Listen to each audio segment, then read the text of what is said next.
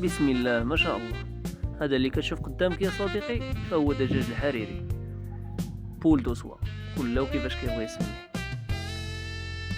بالنسبه لهاد الماركه ديال الدجاج فمن اهم المميزات ديالها عندها ريش حريري ناعم كيختلف على ريش الدجاج العادي، اللي كيخليها تكون حاضنه بامتياز، حيث ان الهنود كانوا اول من استخدم هذا النوع ديال الدجاج في الحضانه. زائد انها كتميز بطبع هادئ جدا كالم، زوينه التربيه في السطوح اولا في الاماكن الضيقه.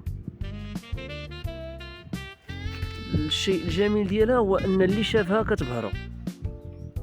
الثمن ديال البيضه ديالها راه كيتراوح ما بين 20 درهم حتى ل 25 درهم. هذه اللي كتشوف قدامك نتيوا سبلاش، داخل فيها الكحل والبيض، والذكر بيض حليب، يعني الوليدات يا اما غيكونوا بيضين يا اما كحلين يا اما سبلاش.